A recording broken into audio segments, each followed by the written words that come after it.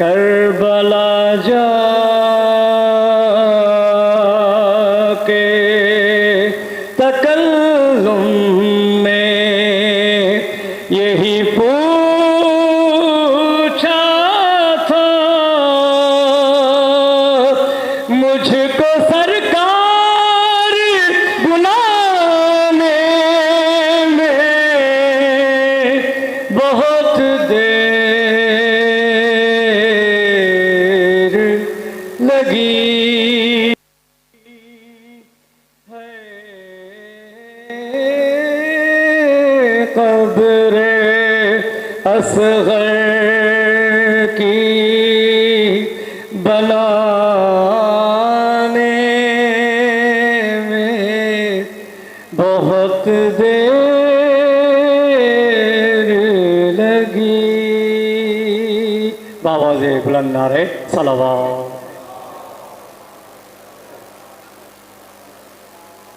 بر محمد و آل محمد بلندر صلوات. اللہم صلی علی محمد و آل محمد. اذان کرم، جیسے کہ آپ کو معلوم ہے کہ ہر شخص کی خواہش ہوتی ہے کہ وہ فرشدہ پہ آ کے ذکر امام حسین علیہ السلام فرمائے، لیکن وقت کی کمی کی وجہ سے کچھ افراد رہ جاتے ہیں. بلا کیسے تاخیر اب میں نے گزارش کروں گا ننھے منقبت خواہ جناب ہادی سے کہ وہ آئیں اور اشعار پیش کریں. ہادی.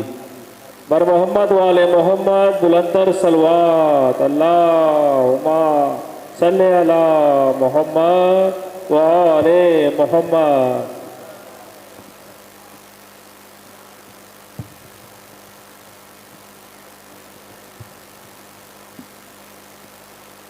محمد والے محمد صلوات.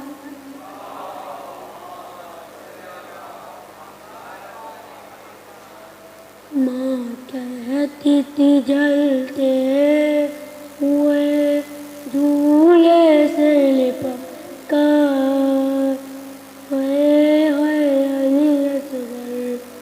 ماں کہتی تھی جلتے ہوئے جھولے سے لپٹ کر، علی اصغر. ظالم نے تجھے قبر سے اس طرح نکالا، سینے پہ لگا جس گھڑی بیٹا تیرے ندا، لاش کو تیرے دیکھ کر بولا سر اکبر، علی اصغر. ماں کہتی تھی جلتے ہوئے جھولے سے لپٹ کر، علی اصغر. اب تک میری آنکھوں سے وہ منظر نہیں جاتا، گردن سے تیری خون ٹپکتا رہا بیٹا، رومال بھی باندھا گیا، رومال بھی باندھا گیا تیرے گلے پر، علی اصغر. پر محمد محمد صلوات. اللہم صلی علی محمد و آل محمد. یہ تھے ننھے منقبت خواہ نوخواہ جو ذکر کربلا فرما رہے تھے. بلا کسی تاخیر میں گزارش کروں گا جناب برادر وقار علی زیدی صاحب سے کہ وہ آئیں اور سلام عقیدت پیش کریں. وقار علی زیدی صاحب.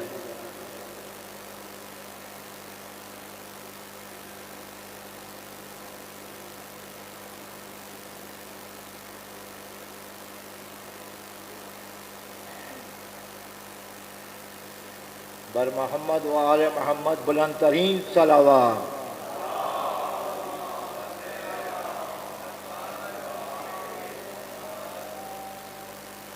کہتی تھی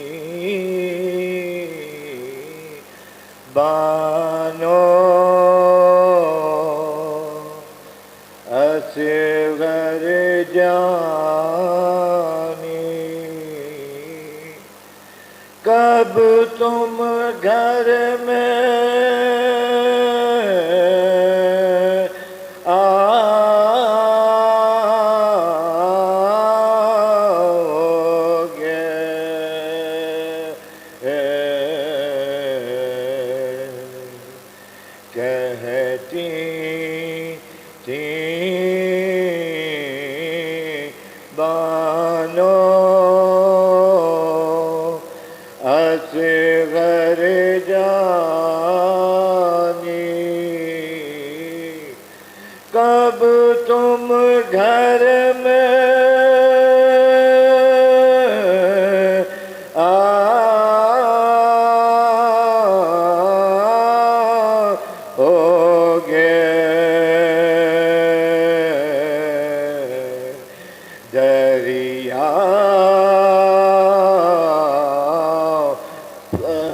से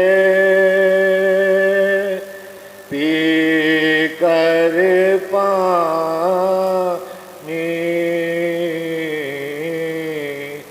कब तुम घर में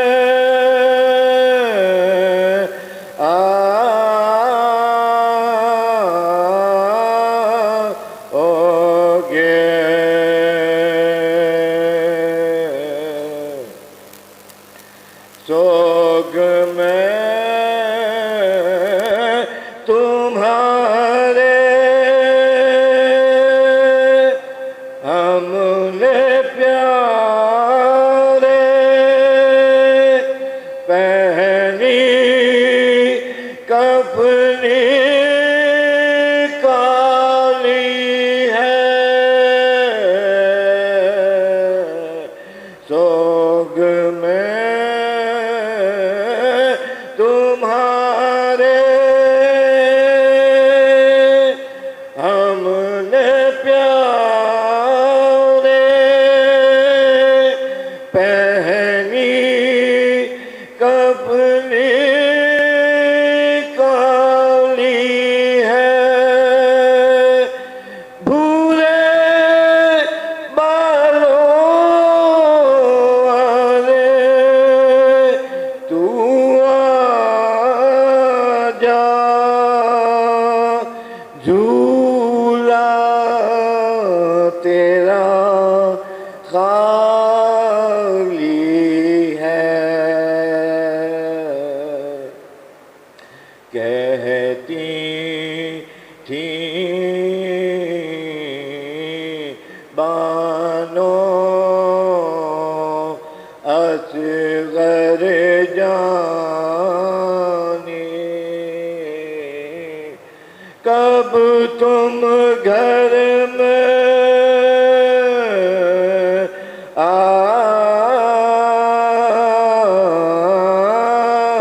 आओगे, दरिया पर से पी कर पानी, कब तुम घर में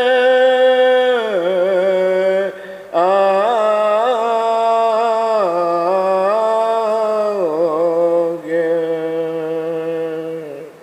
चलो अल्लाहुम्मा सल्ली अला मोहम्मद व आले मोहम्मद। माशाल्लाह, जज़ाकल्लाह। अब मैं बिला किसी दाखिल गुजारिश करूँगा बरादर अदनान से कि वो आएँ और सलाम अक़ीदत पेश करें। बरादर अदनान, बर मोहम्मद व आले मोहम्मद, बुलंदतर सलवात। अल्लाहुम्मा सल्ली अला मोहम्मद व आले मोहम्मद। खुशनुद इमाम ज़माना बावाज़ बुलंद सलवात।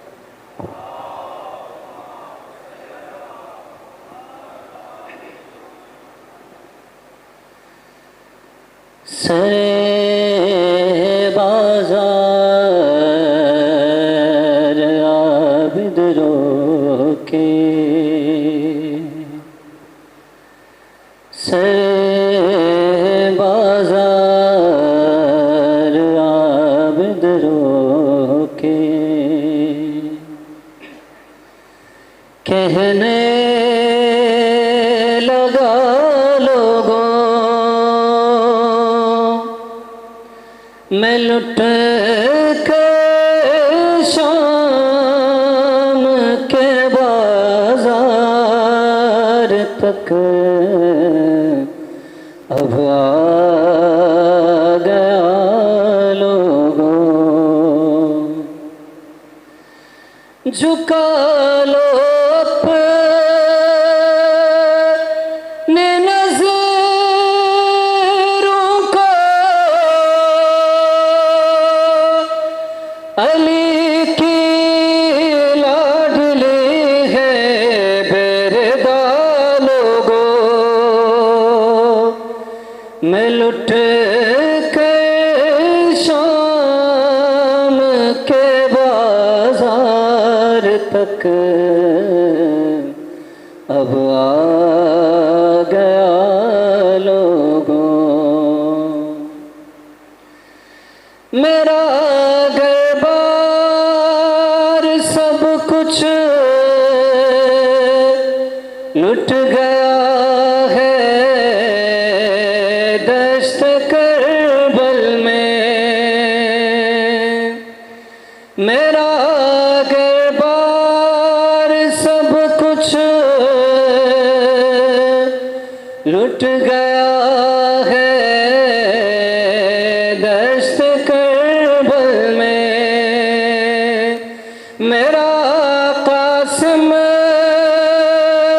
میرا اکبر میرا اصغر بھی آخر نہ رہا لوگوں، میں لٹ کر شام کے بازار تک اب آ گیا لوگوں، بندے ہیں ہاتھ میرے اس لیے قیدی بنایا ہے، بندے ہیں ہاتھ میرے اس لیے قیدی بنایا ہے، محمد کا نواسا ہوں،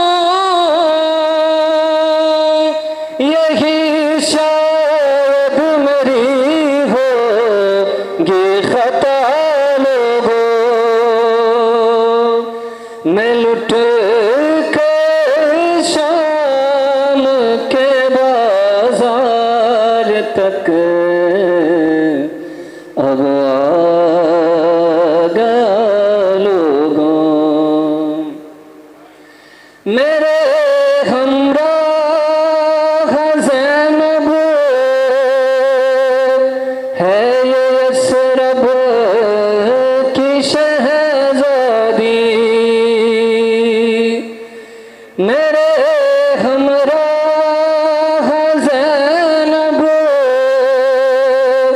ہے یثرب کی شہزادی، کہیں سے لا کے دے دینا خدا کا واسطہ ہے ایک رضا لوگوں، میں لٹ کے شام کے بازار تک اب آ گیا لوگوں، سرے بازار عابد رو کے کہنے لگا لوگوں، میں لٹ کے شام کے بازار تک اب آ گیا لوگوں، خوشنودی امام زمانہ بآواز بلند صلوات۔ اللہم صلی علی محمد وآل محمد۔ عزیزان گرامی، جیسا کہ آپ کو معلوم ہے کہ یہ سلسلہ مجلس اعزا توسل ہے ذکر کربلا کا، ان قربانیوں کا جو کربلا میں دی گئی۔ عزیزان گرامی، جیسا کہ آپ کو معلوم ہے ہمارے پہلے امام محمد علی علیہ السلام کی وصیت کہ ہمیشہ ظالم کے مخالف اور مظلوم کی حمایت میں رہنا۔ عزیزان گرامی، جیسا کہ آپ نے دیکھا کہ کس طرح سے پچھلے کچھ مہینوں سے جنگ کا سلسلہ رہا اور کس طرح سے مسلم امت کی خاموشی رہی، لیکن آپ نے دیکھا رہبر معظم سید علی خامنہئی کی قیادت میں مسلمان بر کا اتحاد، امت کا وہ اتحاد سامنے آیا کہ جس نے اسرائیل اور ان کے حواریوں کو نیست و نابود کر دیا، ان کے اربوں ڈالر کے نظام کو نیس نیس کر دیا۔ عزیزان گرامی، یہ کربلا کی طاقت تھی، یہ کربلا کی حریت تھی، ایک در سے کربلا ہی تھا کہ جو تحریک چلی اور اسرائیل تک پہنچی اور اس کو نیست و نابود کیا۔ ان بچوں کے قاتل، جن ماؤں کے قاتل، ان ہزاروں مسلمانوں کے قاتل جو اسرائیل میں آباد تھے، جو اسرائیل کی پشپنائی کر رہے تھے، ان سب کو یہ بتا دیا کہ اگر یزیدیت چاہے لاکھ ہو مقابلے میں دم نہیں ہوتا، لیکن حسینیت اگر اکیلا بھی ہو، ایک بھی ہو، تو لاکھوں سے کم نہیں ہوتا۔ بر محمد و آل محمد بلندر صلوات۔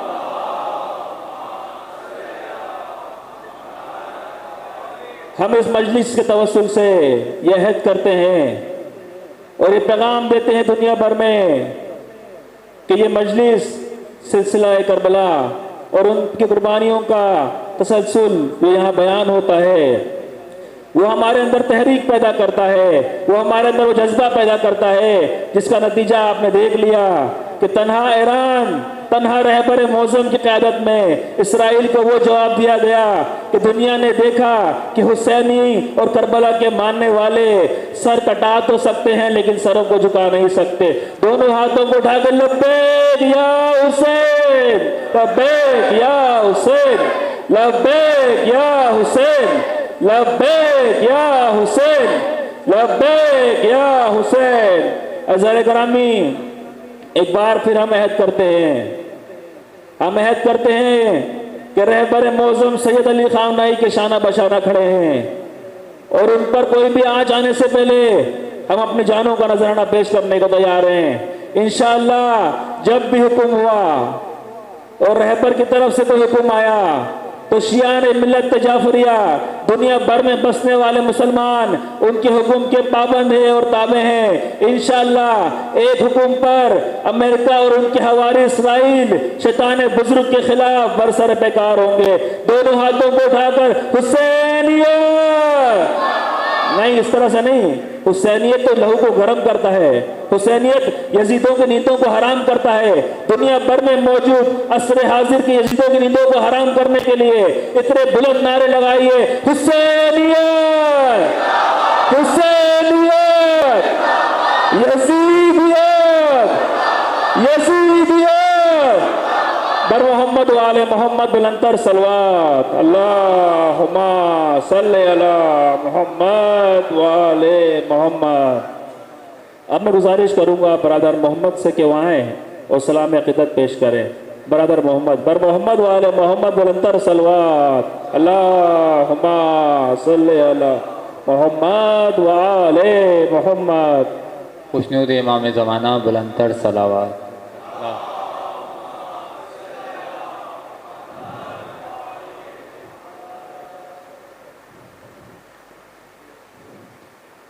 یہ کس کے جھولے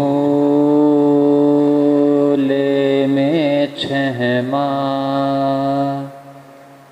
حقیق کمائی ہے،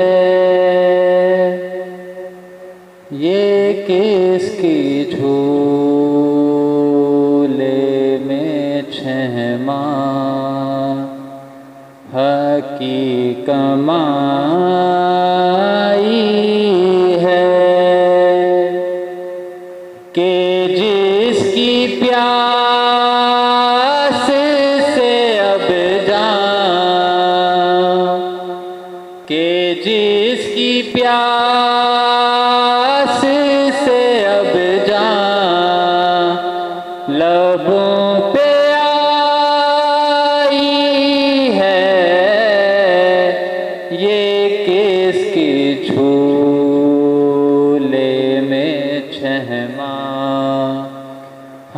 کی کمائی ہے،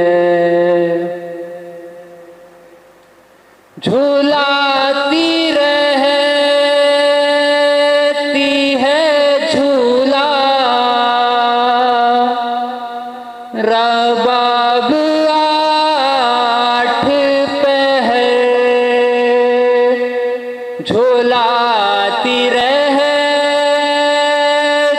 ہے جھولا रुबाब आठ पहर तसव्वुरात की दुनिया तसव्वुरात की दुनिया अलग बसाई है ये किसकी झूले में छहमा की कमाई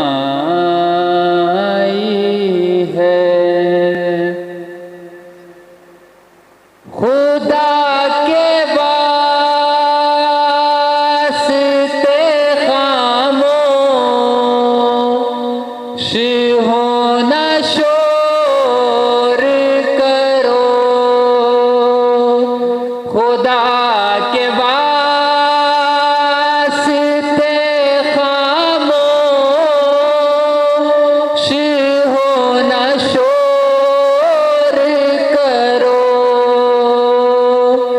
अभी अभी मेरे बच्चे को नींद आई है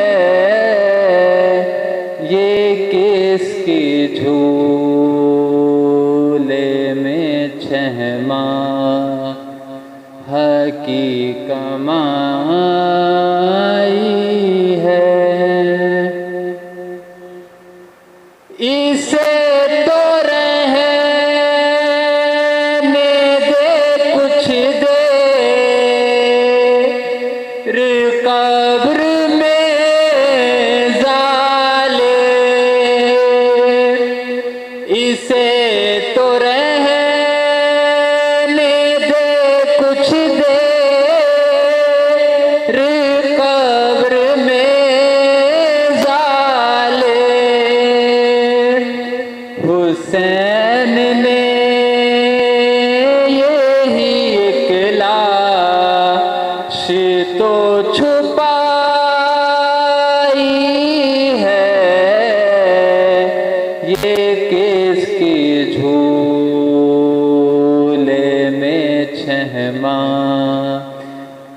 की कमाई है।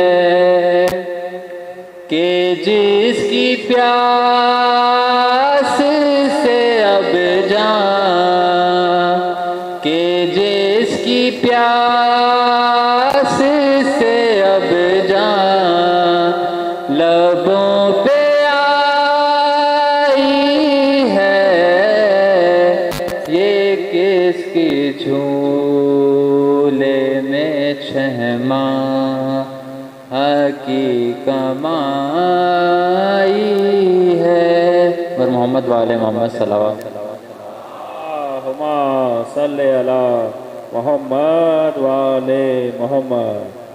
अज़ान करामी क़िबला की आमद में थोड़ी ताख़ीर है, ट्रैफिक की रवानी चूँकि शहर में ज़्यादा है तो इस वजह से क़िबला की आमद में थोड़ी ताख़ीर है। इसलिए मैं गुजारिश करूँगा नन्हे अज़ादार बरादर हसन से कि वो आएँ और चंद अशार पेश करें। हसन बर मोहम्मद वाले मोहम्मद बुलंदर सलवात अल्लाहुम्मा सल्ली अला मोहम्मद वाले मोहम्मद।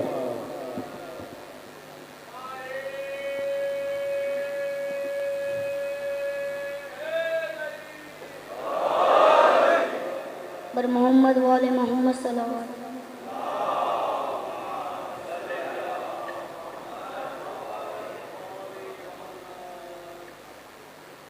अकबर कलशे की आवाज़ तक पहुँच गया, अकबर कलशे की आवाज़ तक पहुँच गया। है आवाज़ रन से आई के बाबा मैं गिर पड़ा,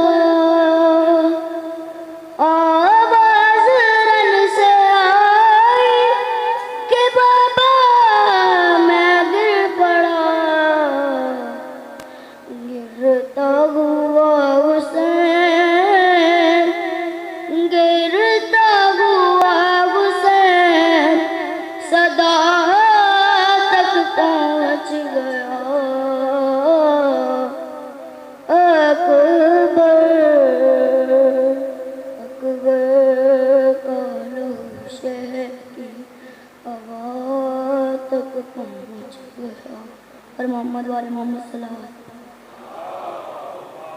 صلی علی محمد وآل محمد۔ اذان گرامی، جیسا کہ آپ کو معلوم ہے، کچھ دنوں پہلے وفاقی اردو یونیورسٹی عبداللہ کیمپس میں سبیل کے حوالے سے کچھ مسائل ہوئے، اور آپ نے دیکھا کہ کس طرح سے اداروں کی جانب سے تقدس کو پامال کیا گیا، کس طرح تبرکات کی توہین کی گئی، کس طرح سبیل کو پھینکا گیا۔ اذان گرامی، یہ ادارے اس بات کو طے کر لیں کہ آیا وہ اگر اپنی مرضی کے ساتھ عزاداری کو برپا ہونے دیں گے تو صحیح ہے، لیکن اگر نہیں ہونے دیں گے تو سلسلہ رکنے والا نہیں ہے۔ ہر گھر میں ماتم ہوگا، ہر روڈ پہ ماتم ہوگا۔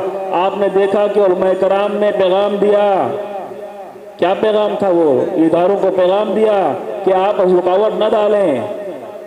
آپ نے دیکھا کہ شہر میں ہیٹ اسٹروک ہوا، سینکڑوں لوگ مارے گئے، کتنے لوگ مر گئے، لوگوں نے سبیلیں لگائیں، ان کو ایوارڈ دیے گئے، ان کو تمغے دیے گئے، لیکن اگر کوئی حسین کے نام پہ سبیل لگاتا ہے تو ان کو تکلیف کیا ہے؟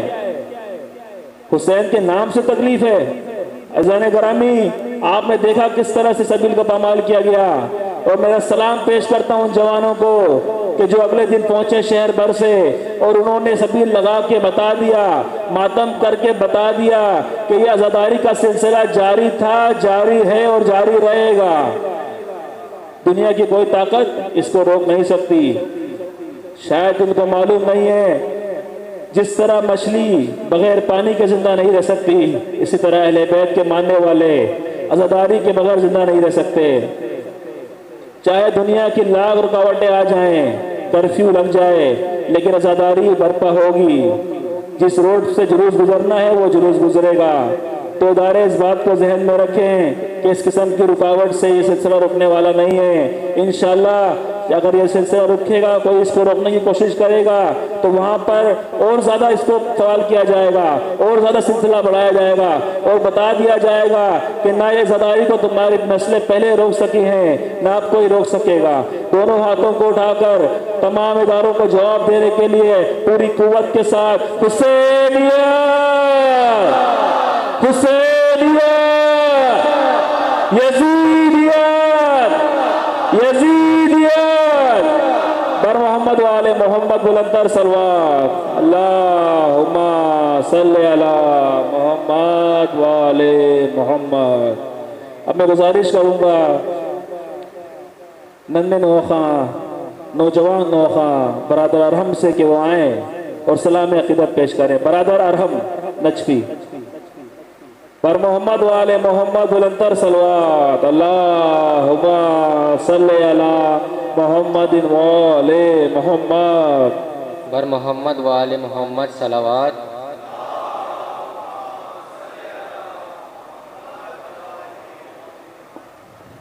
بارے دیگر نعرے صلوات۔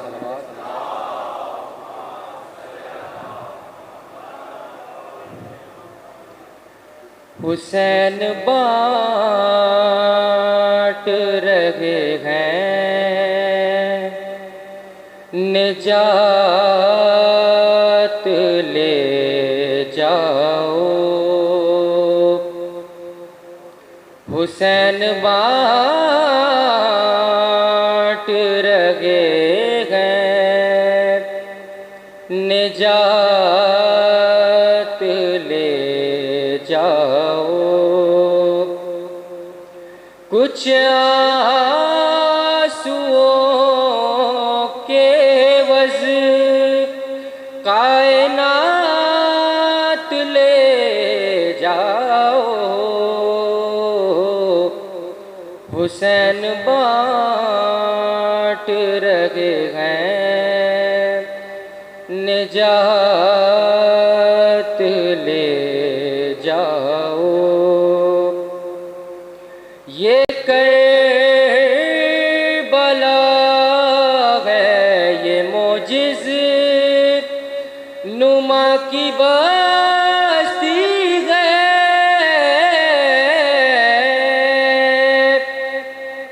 یہ کربلا ہے یہ معجز نما کی بستی ہے، کفن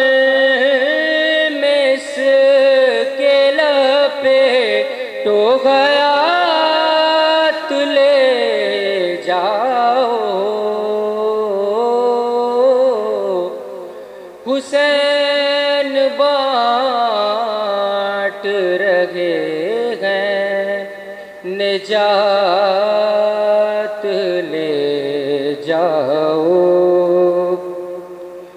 کہیں گے ماتمی حلقوں سے لوگ محشر میں کہیں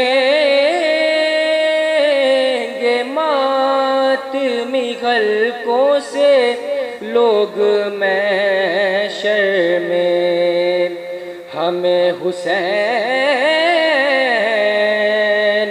کی جنت میں ساتھ لے جاؤ حسین بانٹ رہے ہیں نجات لے جاؤ نہیں کروں گا لغد میں انتظار صغر نہیں کروں گا لغد میں انتظار صغر فرشتوں کر بو بلا راتوں رات لے جاؤ حسین بانٹ رہے ہیں نجات لے جاؤ کچھ آنسوؤں کے عوض کائنات لے جاؤ حسین بانٹ رہے ہیں نجات لے جاؤ بر محمد والے محمد صلوات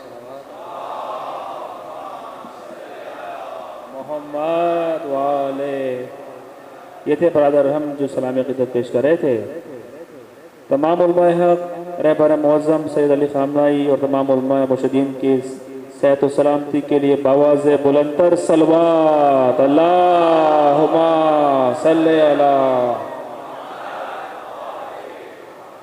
اب بلا کسی تاخیر میں گزارش کروں گا حجت الاسلام والمسلمین قبلہ و کعبہ علامہ سید عارف حسین شاہ کاظمی صاحب سے کہ وہ آئیں اور آپ سے خطاب فرمائیں بر محمد وآل محمد بلندتر صلوات اللہم صلی علی محمد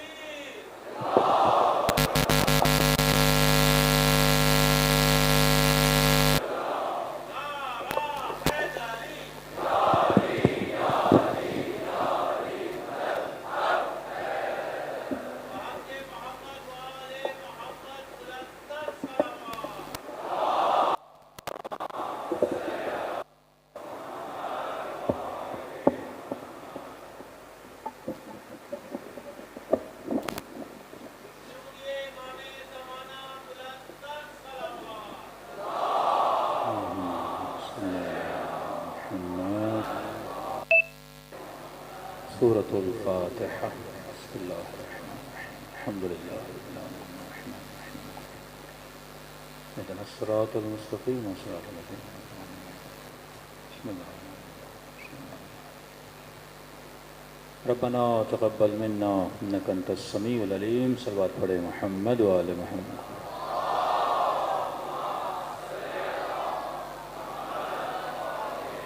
بسم الله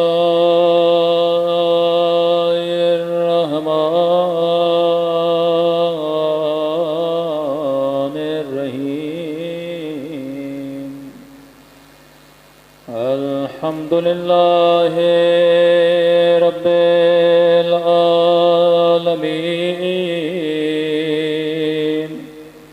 الحمد لله كما هو أهله الصلاة والسلام على سيد المرسلين وخاتم النبيين أبي القاسم محمد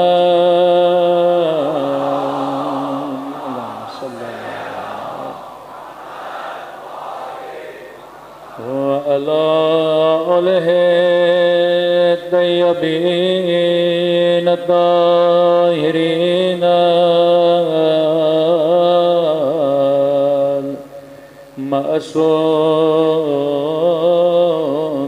المعصومين. دعاء امام زمان. اللهم كل وليك حجت ابن الحسن صلواتك وعلى آبائه في هذه الساعة وفي كل وليا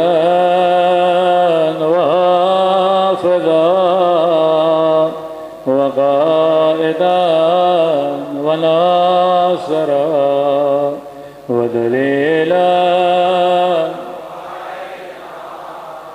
حتى تسكنه أرضك طوعا وتمتعه فيها طويلا برحمتك يا أرحم الراحمين. صلوات پڑھیں.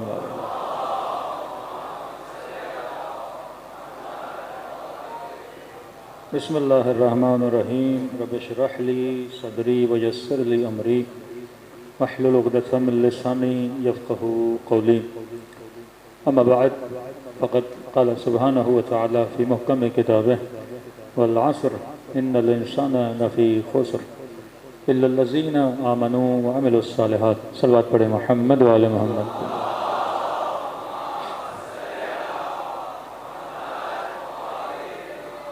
دعا ہے پروردگار عالم ہم سب کی عبادتوں کو اپنی بارگاہ میں قبول فرمائے اور جو مقصد زندگی عبادت لے کر اس فرش عذاب آئے خدا ان مقاصد میں بھی ہم سب کو کامیابیاں کامرانیاں نصیب فرما دیں. مسلسل آپ کی سماعتوں کی خدمت میں عرض کر رہے ہیں کہ یہ مکتب ایک معجزاتی مکتب نہیں ہے، ایک کمپلیٹ حساب و کتاب میتھامیٹیکلی رولز کے ساتھ اہل بیت نے اس مکتب کو آگے بڑھایا ہے. ایکشن کا ریئیکشن کیا ہوتا ہے یہ اہل بیت نے بتایا ہے. وہی اللہ کا ہر نبی اپنی امت کو بتاتا تھا کہ اگر آپ اس چیز پہ عمل کرو گے آپ کو فائدہ ہوگا، اس چیز پہ عمل نہیں کرو گے اس میں اللہ کا نقصان نہیں ہے، تمہاری نسلوں اور تمہاری آخرت کا نقصان ہے. 950 سال حضرت نوح نے اپنی قوم پہ تبلیغ کی. یہ کوئی کم عرصہ نہیں ہے کہ ایک بندہ 950 سال اپنی امت پہ تبلیغ کرے. جب ایک وقت آیا اور خدا نے کہا کہ اب میں اس قوم پہ عذاب بھیج رہا ہوں، یا حضرت نوح نے کہا کہ عذاب بھیج دے، تو اللہ نے سوال کیا کہ نوح 950 سال تبلیغ کی ہے، آج عذاب پر راضی کیسے ہوئے؟ یہ ہونا کہ 50 سال میں اور تبلیغ کروں، 100 سال میں اور تبلیغ کروں، شاید ابھی سدھر جائیں، شاید سدھر جائیں. حضرت نوح نے کہا پروردگارا اب مجھے یقین ہو چکا ہے کہ ان کی نسلوں میں ایک بھی موحد پیدا نہیں ہوگا. مطلب سوسائٹی اتنی بگڑ جائے کہ وہ امید کی ساری کرن کیا ہو جائے؟ بجھ جائے. اللہ کا نبی بھی مطمئن ہے. حضرت لوط کی قوم پہ عذاب آیا، محنت کی، زحمت کی، سمجھایا. جب عذاب آیا تو صرف پوری قوم میں حضرت لوط سے 3 لوگ بچے. ایک حضرت لوط، دو ان کی بیٹیاں. حضرت نوح کی قوم پہ عذاب آتا ہے، بیٹا بھی اس پانی میں کیا ہو جاتا ہے، ڈوب کے چلا جاتا ہے. اب اس معاشرے کو اگر عذاب الہی سے بچانا ہے، پہلے خدا کا عذاب تھا پتھر، پہلے خدا کا عذاب تھا کوئی والکینوز کھل جائیں انسان مر جائیں، پہلے خدا کا عذاب تھا چہرے مست کر دینا، پہلے خدا کا عذاب تھا راتوں رات میں پورے قبیلے کو ختم کر دینا. آپ کہیں گے ابھی اللہ کا عذاب کیوں نہیں آ رہے؟ ابھی بھی آتے ہیں پر تو محسوس نہیں کر پاتا. الہی نظام سے نکل کر غیر الہی نظام میں رہو گے، یہ ایک طرح کا خداوند کا عذاب ہے، کیونکہ اس سے آخرت آپ کی تباہ و برباد ہو جاتی ہے. تو اہل بیت نے اس عذاب سے بچنے کے لیے آپ کو ایک نیٹ ورک دیا. آپ دیکھتے ہیں نا کہ شہد کی مکھی جب چھتا بناتی ہے تو ایک نیٹ ورک بناتی ہے نا، کس طرح ایک خلیہ دوسرے خلیے سے جڑا ہوتا ہے، کس طرح ایک باکس دوسرے باکس سے جڑا ہوتا ہے. پوری ڈیوٹیز انہوں نے بانٹی ہوتی ہیں. ان کے اندر ایک کوئن ہوتی ہے جس کے لیے ہر چیز مہیا کی جاتی ہے، اور ان کو سگنل دیے جاتے ہیں کہ آپ نے کس پھول پہ بیٹھنا ہے، کس پھول پہ نہیں بیٹھنا. ان کا کوئی 20 یا 22 مائلز کا یا کلومیٹر کا ایک ریڈیٹر ہوتا ہے، اس سے یہ باہر نکال نہیں سکتے ہیں. انہوں نے چھتا بنانا ہے، پھر چھتے بنانے کے بعد شہد جمع کرنی ہے، پھر شہد جمع کرنے کے بعد یہ ایک پروپلس بناتے ہیں اس کو سیل کرنے کے لیے، جب سردیوں کا موسم آئے تو ہوا اندر نہ جا پائے. جانور ہے خدا کہتا ہے وَاعْتَبِرُوا عبرت حاصل کر. ان کے سروائیول کی وجہ ہے کہ ان کے پاس نیٹ ورک ہے. زمین کے اندر چوٹیوں کے گھروں کو دیکھو کس طرح یہ نیٹ ورک بناتی ہیں، کس طرح ان کے اندر یونٹی ہے، کس طرح ان کے اندر وحدت ہے. ہاتھیوں کو دیکھو جنگل میں کس طرح ایک ساتھ سفر کرتے ہیں، پرندوں کو دیکھو آسمانوں میں کس طرح سفر کرتے ہیں. اصلاً تجھے فرش عزا حسین میں بلایا کیوں جاتا ہے؟ تاکہ تجھے نیٹ ورک کا بتایا جائے کہ کس طرح امام حسین تسبیح کے دانوں کو ایک دھاگے عزا حسین کے اندر سمٹ لیتے ہیں اور جمع کر دیتے ہیں. اب مولا نے تجھے جمع تو کر دیا، یہاں پھر باہر نکلنے کے بعد بکھر مت جانا. تمہاری حرکات، تمہاری سکنات، تمہاری مومنٹ ایک جیسی ہونی چاہیے. یہاں آپ کو بلایا جاتا ہے تاکہ آپ کی فکر کو ایک سطح پہ لایا جائے، سب کی فکر، سب کے اوپینین، سب کے نظریات کو ایک بنایا جائے تاکہ پوری زندگی سارے شیعہ ایک ہدف پہ چلیں. اگر یہاں پہ 1000 مرد ہیں یقیناً سب کے گھر میں بچے ہوں گے، کچھ کی بیٹیاں کچھ کے بیٹے. اب اگر یہاں سے اگر پیغام حسین ملے گا کہ مولا راضی ہیں کہ اپنی بیٹیوں کو حیا کا درس دو، پردے کا درس دو، تو یہ بھائی، یہ باپ جب گھر جائے گا تو بیٹی کو اس راہ اور روش پہ چلائے گا. تو آپ 1000 کا راستہ کیا ہو گیا؟ ایک ہو گیا. لیکن اگر مومنین آئیں، کوئی لبرل، کوئی سیکولر، کوئی کٹر مولائی، کوئی تبرہ کی اونچائی پہ، سب کے مزاج الگ الگ، تو سب کے گھروں میں جاؤ گے تو گھر بھی الگ الگ ہوں گے. میں نے آج سے 2 سال پہلے کشرہ پڑھا تھا جس میں کہا تھا کہ 3 طرح کی مجلسیں ہوتی ہیں. ایک مجلس وہ جس میں پورا گھنٹہ، پورے 40 منٹ صرف ذات اہل بیت کو ڈسکس کیا جاتا ہے. مثال دے رہا ہوں، رسول خدا کے زمانے میں ہم اب یہ ڈسکس کریں کہ رسول خدا پہنتے کیا تھے. یہ امامہ پہنتے تھے، ابا پہنتے تھے، جبہ پہنتے تھے. اچھا، رسول خدا کھاتے کیا تھے؟ کھجور کھاتے تھے امیر المومنین، کبھی کدو کھاتے تھے، کبھی کباب بھی ہوتا تھا. جو کی روٹی سنا ہے مولا علی بہت زیادہ کھاتے تھے. اچھا، رسول خدا کا گھر کیسا تھا؟ کا سنا ہے چھوٹے چھوٹے 9 کمرے تھے، تاریخ میں سائز بھی آیا ہے، اتنے سے گھر میں رسول خدا رہتے تھے. امیر المومنین کا گھر کیسا تھا؟ گھر ایسا تھا. سواری کیا تھی رسول خدا کی؟ کا شروع میں خچر بھی تھا، گدھا بھی تھا، گھوڑے بھی تھے، اونٹ بھی تھا.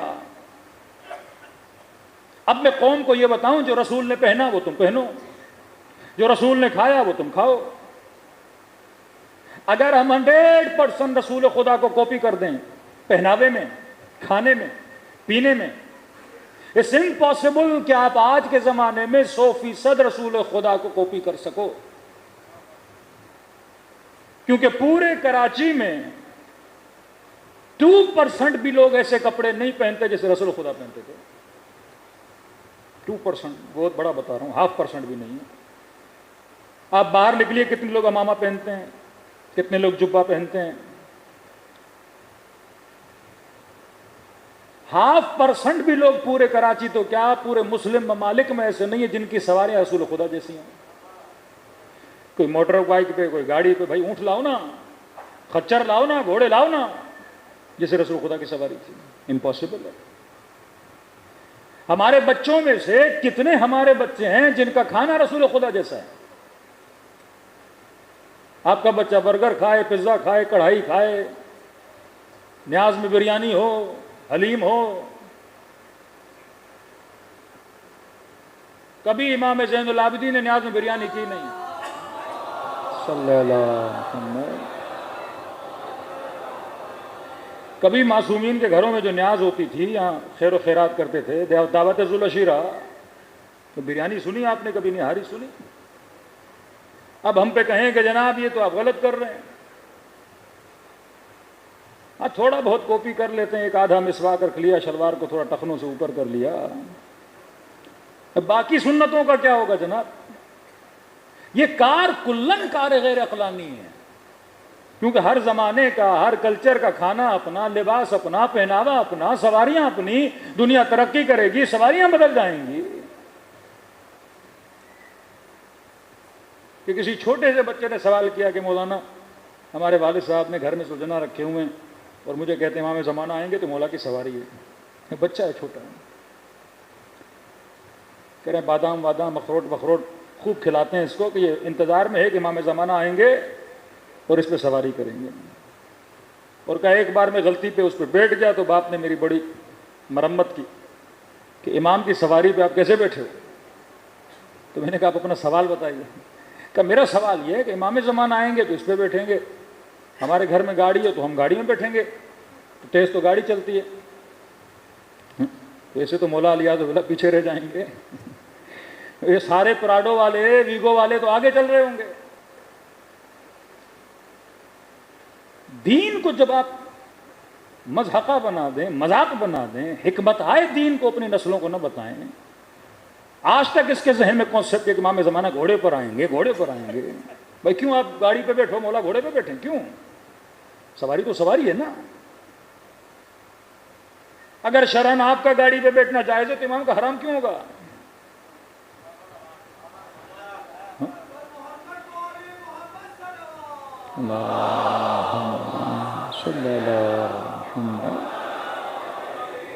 بہتر سے بہتر گاڑی، بہتر سے بہتر سواری مومنین امام کے لیے کیا کریں گے؟ مہیا کریں گے. دوسری بات، اگر امام کو جانا بھی ہو تو نہ گاڑی کی ضرورت ہے نہ گھوڑے کی، وہ تو طی الارض کے مالک ہیں. جہاں اشارہ کریں وہاں پہنچ جائیں گے. لیکن اسباب عالم سے اہل بیت نے انکار نہیں کیا. امیر المومنین اپنے کسی نبی کا زمانے میں خچر، کسی کے زمانے میں اونٹ، کسی کے زمانے میں گھوڑا، یہ ان کی سواریاں ہوتی تھیں. اب ہم اس پہ لگ جائیں، مسلمانوں کا آدھا طبقہ اس پہ لگا. نبی کی داڑھی کیسی تھی، نبی کے کپڑے کیسے تھے، نبی کے برتن کیسے تھے. جناب ہم تو مٹی کے برتن میں پانی پیتے ہیں کیونکہ رسول خدا مٹی کے برتن استعمال کرتے. اچھا ہم تو پگڑیاں پہنتے ہیں، کپڑے پہنتے ہیں کیونکہ رسول خدا تو یہ پہنتے تھے. ہم تو اس طرح کھانا کھاتے ہیں، رسول خدا ایسے کھاتے تھے. پھر اسی صاحب نے شیشہ بہت بڑا اے سی بھی لگایا، تو رسول نے کب اے سی لگایا تھا؟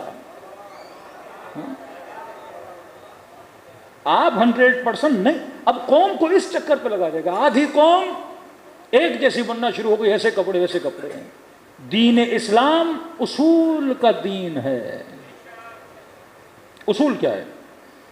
چائنیز ہو، پاکستانی ہو، انڈین ہو، ایرانی ہو، عراقی ہو، کسی بھی دنیا کے کونے میں رہنے والے ہو، اصول بتا دیا. اللہ یہ نہیں کہے گا مرغا کھاؤ، چرگا کھاؤ، چنے کھاؤ، مٹن کھاؤ، نہیں. اللہ اصول بتائے گا. کلو وشربو، لوگوں کھاؤ پیو بھلا تسرفو، اسراف نہ کرو. اللہ کیا کھاؤں گا؟ حلالا طیبا. نشانی بتا رہا ہوں، جو بھی کھاؤ لیکن یہ دیکھو حلال ہے کہ نہیں ہے. اب پزا اگر حلال ہے تو بھائی جائز ہے، چپس اگر حلال ہے تو جائز ہے، چائنیز فوڈ ہے، ملیشین اگر حلال ہے تو جائز ہے. مولا کی نیاز آپ رزق حلال سے جو حلال ہوگا کر سکتے ہو. دوسری نشانی طیب ہو، تیسری نشانی طاہر ہو. گوشت حلال تو ہے پر نجس نہ ہو، خون وون نہ لگا ہو.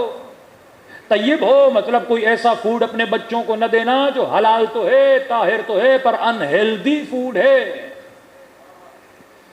بیمار بچے امام زمانہ کے سپاہی کیسے بنیں گے؟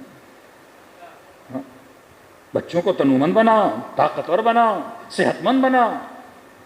آدھی مسلمانوں کی قوم ایسے چکروں میں پڑ گئی. کپڑے کیسے تھے، یہ کیسا تھا. ہاں اگر کلام معصوم میں ملتا ہے کہ معصوم نے کہا یہ کام کرنا مستحب ہے، وہ ایک الگ چیز ہے، تو آپ کرو. برش دینا مستحب ہے، صفائی کے خیال رکھنا مستحب ہے، خوشبو لگانا مستحب ہے، بالوں کی اصلاح کرنا مستحب ہے، ناخن کاٹنا مستحب ہے. کئی چیزیں واجب ہیں، کئی چیزیں مباح ہیں، ان چیزوں کا آپ نے خیال رکھنا ہے. لیکن میں اپنے زمانے کے حساب سے چلوں گا. یا رسول اللہ کپڑے کون سے پہنوں، آپ جیسے پہنوں؟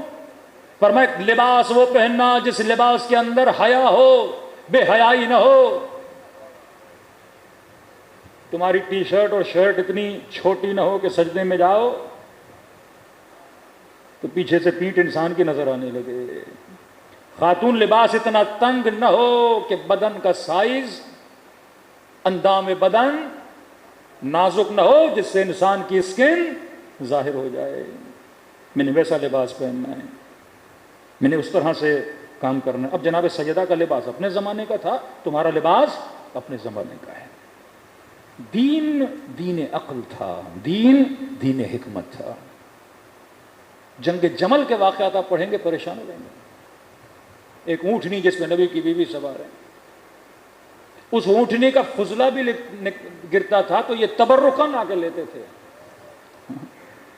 مقدس پروری، عقل کو زائل کرنا.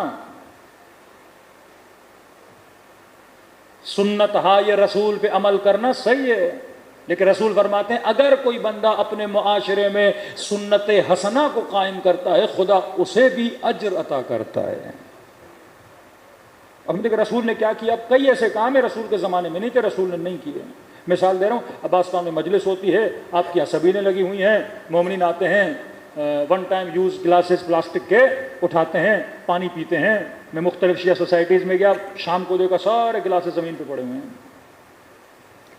اب ایک جوان اٹھے، ایک مومن اٹھے، جناب مجلس کے بعد سارے اٹھیں گے، شوپر اٹھائیں گے، سارا کچرا جمع کریں گے. ایک سنت بنائے، اسے کہتے ہیں سنت حسنہ. ایک اچھی عادت معاشرے میں ڈالے، اس نیٹ ورک کے افراد کو ایک اچھی سمت میں لے کر جائے، اور اس بندے کی وجہ سے لوگوں کے اندر عادت ڈل جائے صفائی کی.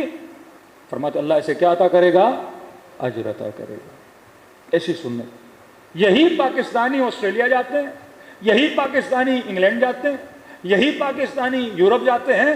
مجال ہے جو ایک گلاس آپ کو روڈ پہ نظر آئے، ہزاروں کی تعداد میں جلوس نکلتا ہے، اس کے ہاتھ میں شاپر. وہ عشق حسین میں نہیں کر رہے ہوتے وہاں، اور سسٹم کا خوف ہوتا ہے.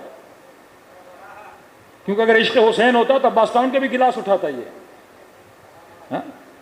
وہی بندہ یہاں آتا ہے گلاس یہاں پھینک دیا، وہاں جاتا ہے سیدھا ہو جاتا ہے.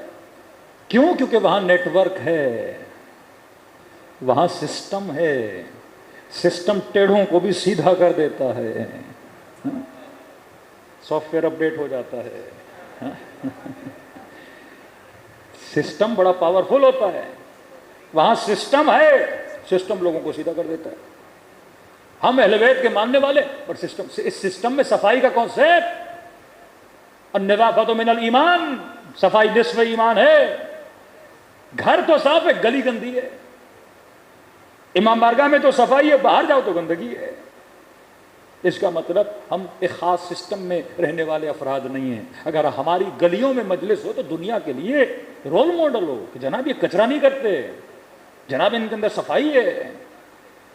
لیکن کیونکہ پورے ملک کا سسٹم بگڑا ہوا ہے، یہاں کا وزیر اعظم بھی اگر پانی پیے گا تو گلاس روڈ پہ ہی پھینکے گا. الناس علی دین ملوکہم، لوگ اسی کے دین پہ ہوتے ہیں. امیر المومنین خلیفہ بنتے ہیں. دیکھو ایک سنت حسنہ، ایک اچھی چیز کی بنیاد رکھنا، اس کا ثواب ہے. کسی بندے نے کسی گاؤں میں تبلیغ کی، سارے کے سارے کیا بن گئے؟ شیعہ بن گئے. عجیب ہے فرمان معصوم امام جعفر صادق علیہ الصلوۃ والسلام.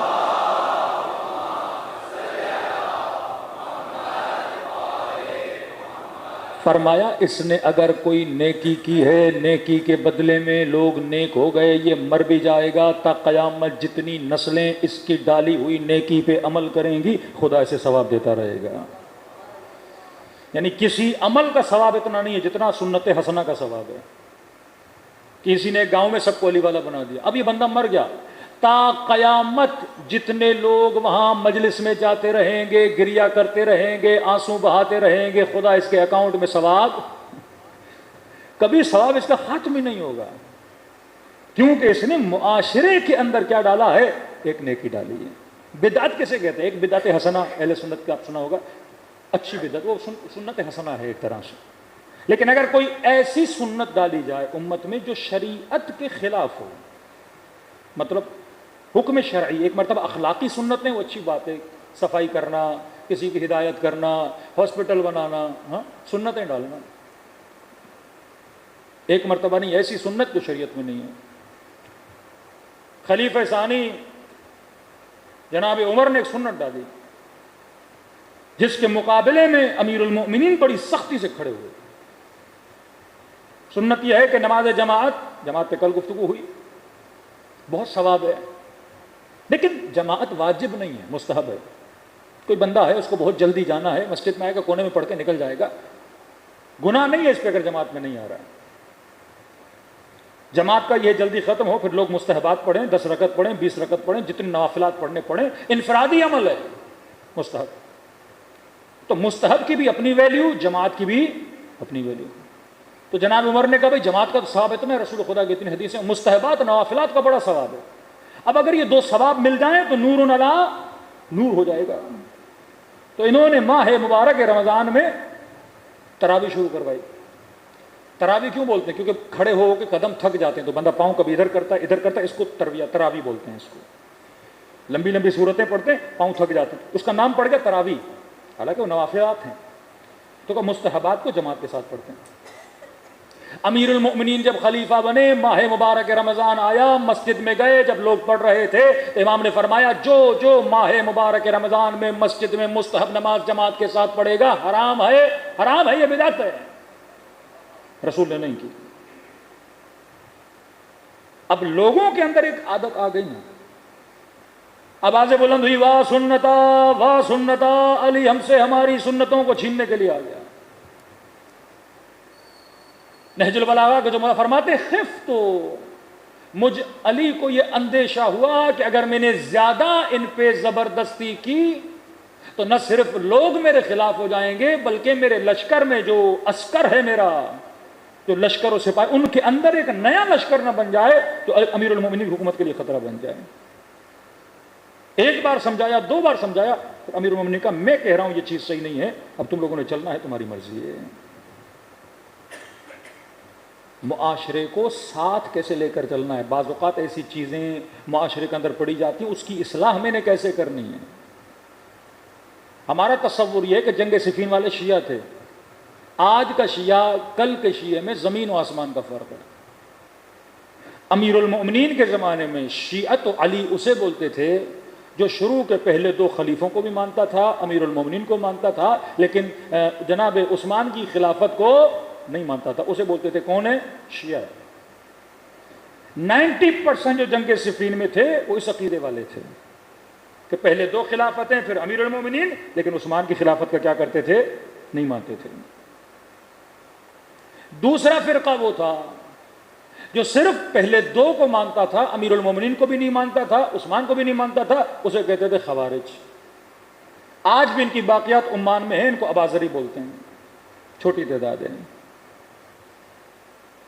تیسرا فرقہ وہ تھا جو 2 کو بھی مانتا تھا، تیسرے کو بھی مانتا تھا، چوتھے کو بھی مانتا تھا، امیر المومنین کو بھی مانتا تھا، ان کو آج کے برادران اہل سنت، مطلب اس زمانے کا سنی بھی آج کے سنی جیسا نہیں تھا، اس زمانے کا شیعہ بھی آج کے شیعہ جیسا نہیں تھا۔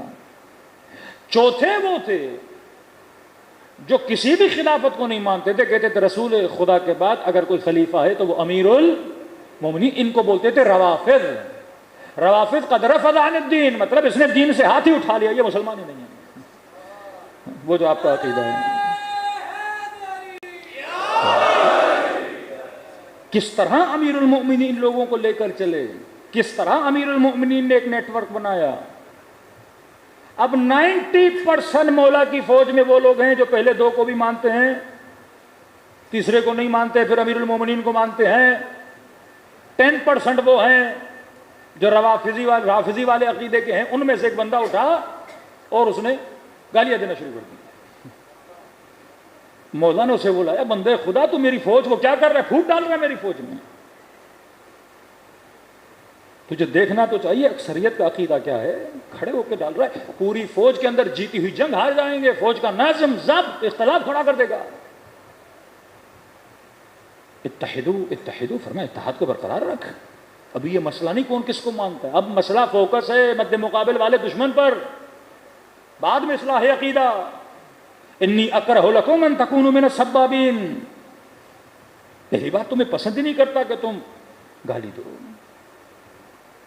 کہاں سے بلاؤ سمجھاؤ, جو تمہارا عقیدہ ہے بڑے طریقے سے اس عقیدے پہ چلو. ہمارے استاد حج پہ گئے تو اس کو وہ ہم شیعوں کے اندر بھی تو کئی افکار ہیں. ایک بندہ ملا سخت آغا رہبر کا مخالف, کہ میں ان کو نہیں مانتا, میں فلاں مرجع کو مانتا ہوں. اب کیوں نہیں مانتے؟ کہ انہوں نے فتویٰ دیا ہے اتحاد بین المسلمین, فلاں فلاں کو, اور ان کو آپ برا بھلا نہیں کہہ سکتے. یہ اہل بیت کے دشمن تھے, یہ اس طرح تھے, یہ اس طرح تھے, یہ اس طرح تھے, اور یہ دشمنان اہل بیت کو سپورٹ کر رہے ہیں. انہوں نے کہا آپ مجھے 2 سوالوں کا جواب دو. ایک طرف آپ کہو کہ رہبر معظم نے فتویٰ دیا کہ اہل سنت کے اکابرین کو, جن کو وہ مانتے ہیں, ان کو آپ برا بھلا نہیں کہہ سکتے. پھر ایک چیز آپ سمجھو, جب آپ کہتے ہو صحابی رسول تو نسبت کس سے؟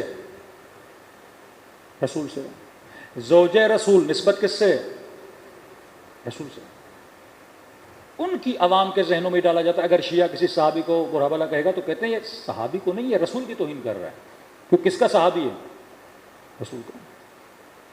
کہ زوجہ رسول ہے اس کی توہین کر رہا ہے الیاذ باللہ. تو نسبت کس سے؟ رسول سے. تو عام ناس کے ذہنوں میں وہ فرد نہیں ہوتا, نسبت ہوتی ہے. ہم کہتے ہیں نواسہ رسول, یزید نے کس کی توہین کی؟ آل رسول کی. امام زین العابدین دربار میں جاتے ہیں, فرماتے ہیں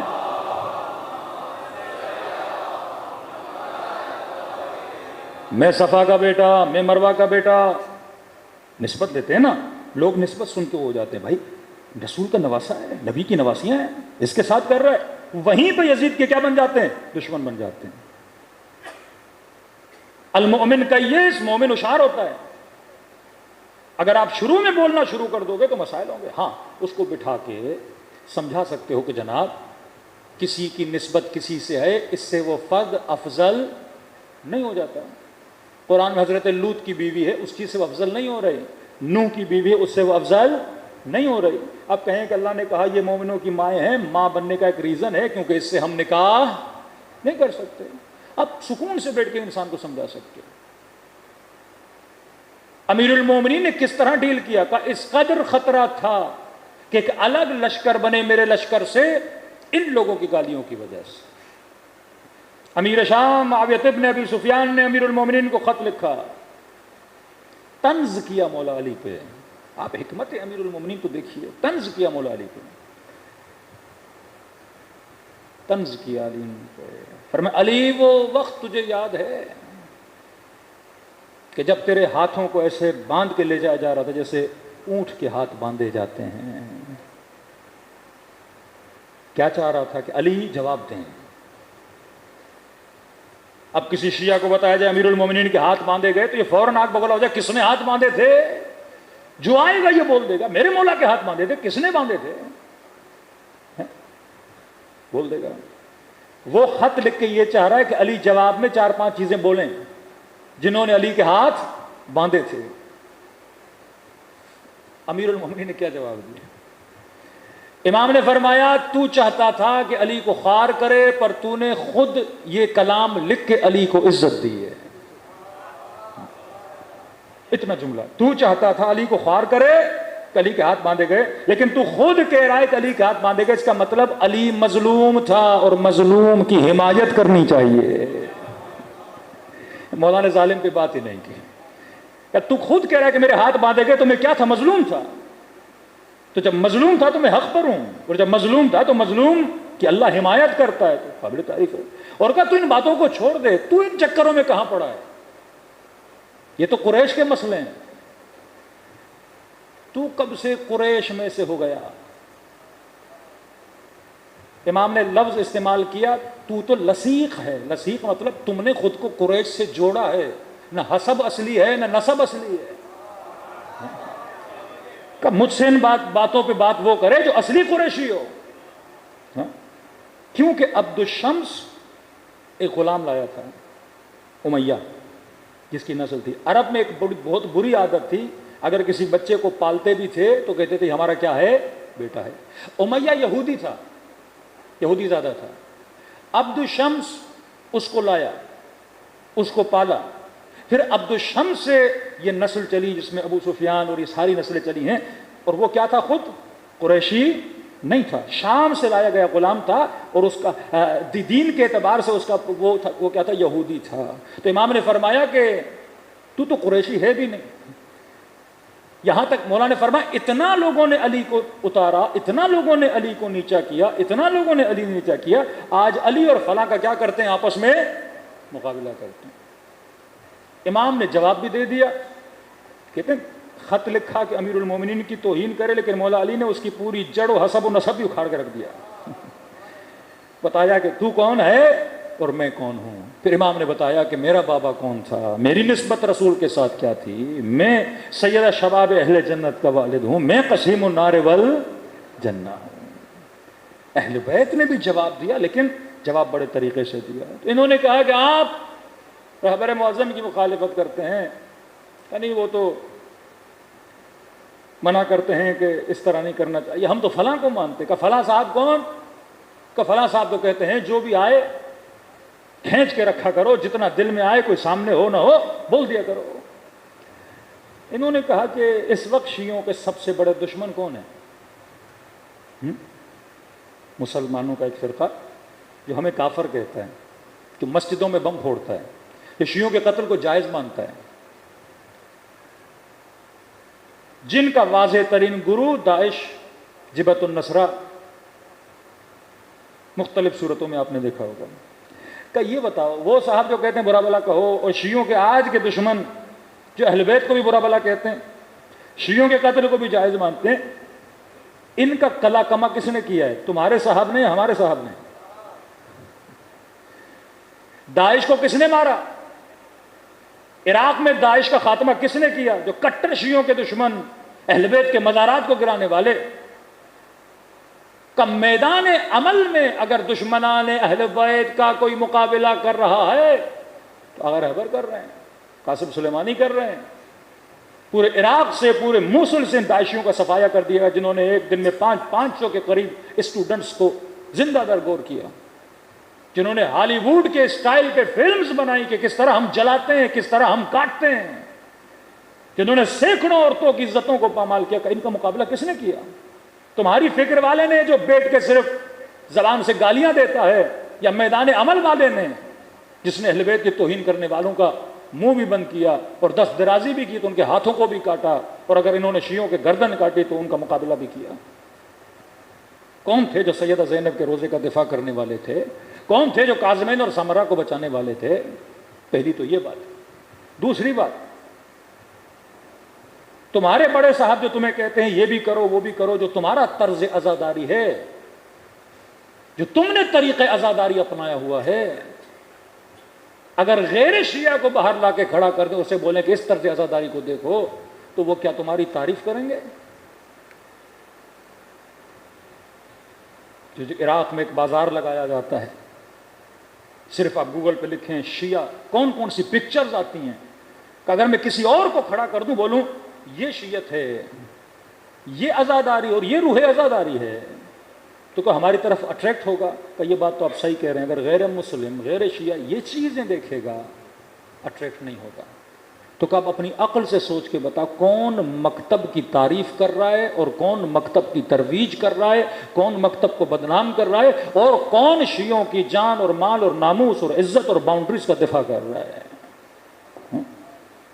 خدا نے عقل دی، المؤمن کیس۔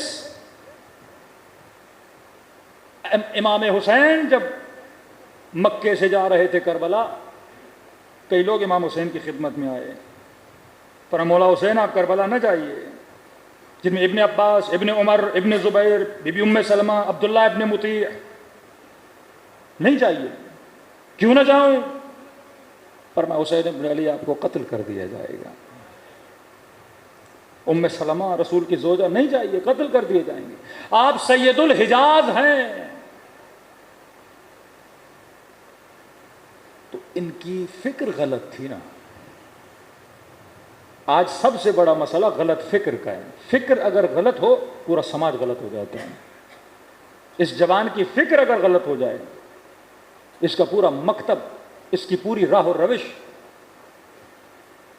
اس کا زندگی کا لائف سٹائل خراب ہو جاتا ہے۔ یہ ورڈز کتنے یوز ہوتے ہیں؟ Conservative, broad minded, open minded, old minded. اگر کسی بچی کی یہ فکر ہو جائے کہ اگر میں حجاب کروں گی تو میں سوسائٹی میں محدود ہو جاؤں گی، فکر ہو جائے۔ کسی باپ کی یہ فکر ہو جائے کہ بیٹی حجاب کرے گی، محدود ہو جائے گی، شاید رشتے نہ آئیں، یہ نہ ہو، وہ نہ ہو، ترقی نہ کر سکے، آگے نہ بڑھ سکے۔ فکر غلط۔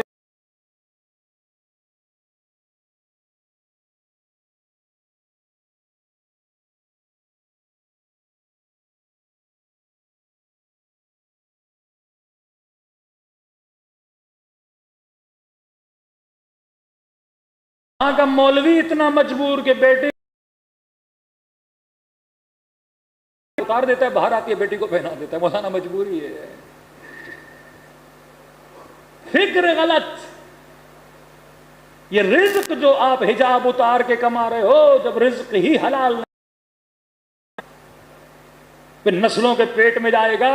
زندگی صرف سروائیول کا نام نہیں ہے، نیٹ ورک و پہل بیت میں رہ کے زندگی گزارنے کا نام ہے۔ کس چیز پہ کمپرومائز کر کے کس چیز کے پیچھے جا رہا ہوں؟ آج وہاں جانے والوں کی گاڑیاں، جائیدادیں، نام، نیشنلٹیز آپ کو نظر آتی ہیں۔ 30 40 سال کے بعد جب ان کے بچوں کا اور ان کا حال دیکھو گے تو بولو گے اللہ کا شکر ہے کہ پاکستان میں بڑا ہوا اور پلا، نسل تو بچی۔ 1 لاکھ میں میرے مہینے کا گزارا ہو رہا تھا، چلو 20 لاکھ اگر مہینے میں کما دوں گا، کون سی قیامت آ جائے گی؟ کھانا جو آپ کھاتے وہی کھاتے ہیں، بس یہ ایک رنگ زندگی ہے۔ وما حیات الدنیا الا لعب و لہو، یہ صرف کھیل کود ہے، یہ صرف دکھاوا ہے، اس دکھاوے کے دھوکے میں نہ آنا۔ امام حسین کربلا جا رہے ہیں، حسین مار دیے جاؤ گے۔ جناب زینب کے شوہر، مولا مولا امان نامہ لایا ہوں آپ کے لیے، یہیں رکیے، کوئی آپ کو قتل نہیں کرے گا۔ امام نے کہا شکریہ، آپ نے بڑی زحمت کی امان نامہ لا کے۔ ابن عباس، شکریہ کہ میری پرواہ ہے، میرے بچوں کی پرواہ ہے، حسین کی جان کی پرواہ ہے، لیکن سنو مجھے روکنے والوں، تمہاری فکر غلط ہے، کیونکہ حسین جاؤ گے تو مارے جاؤ گے۔ جملہ سنی امام حسین کا، خطبہ دیا امام حسین نے، فرمایا خط الموت علی ولد آدم مخط القلاد علی جید الفتات۔ فرمایا تمہاری فکر میں ہے کہ حسین مارا جائے گا، موت بری چیز ہے، اور مجھے موت سے روک رہے ہو کہ نہیں جانا، مارے جاؤ گے، مارے جاؤ گے۔ ہر بندہ بول رہا ہے، عمر کا بیٹا بول رہا نہیں جاؤ، زبیر کا بیٹا بول رہا نہیں جاؤ، ابن عباس بول رہے نہیں جاؤ۔ فرمایا خط الموت، حسین کے لیے موت ایسے ہے جیسے کسی عورت کے گلے میں ہار کا ہونا۔ خاتون کو ہار بڑا پسند ہوتا ہے اور ہمیشہ چاہتی ہے گلے میں ہار ہو، باعث زینت ہے۔ کسی محفل میں جائے گی، کسی شادی میں جائے گی، یا سیٹ پہن کے جائے گی ہار۔ فرمایا جس طرح ایک عورت کے گلے میں ہار اچھا لگتا ہے اور وہ پسند کرتی ہے اس ہار کو پہننا، فرمایا ہمارے لیے موت ایسے ہے، یہ وہ ہار ہے جو ہم پہن کے چلتے ہیں۔ قرآن میں لفظ حسب ہے، ام حسبتم ولا تحسبن الذین قتلوا فی سبیل اللہ امواتا، مطلب جو تم سوچتے ہو وہ اللہ کی سوچ نہیں۔ یہ مت سوچنا کہ جو مر گیا وہ مر گیا، شہید مر نہیں گیا بلکہ رب کے یہاں سے کیا پا رہا ہے؟ رزق پا رہا ہے، زندہ ہے۔ تمہارے لیے موت فنا کا نام ہے، حسین کے لیے موت بقا کا نام ہے۔ فرمایا ہم موت سے نہیں ڈرتے۔ واللہ لابن ابی طالب انس بالموت من الطفل بصدی امہ، خدا کی قسم علی کو موت سے اتنی محبت ہے جتنی چھوٹے بچے کو اپنی ماں کے دودھ سے محبت ہوتی ہے۔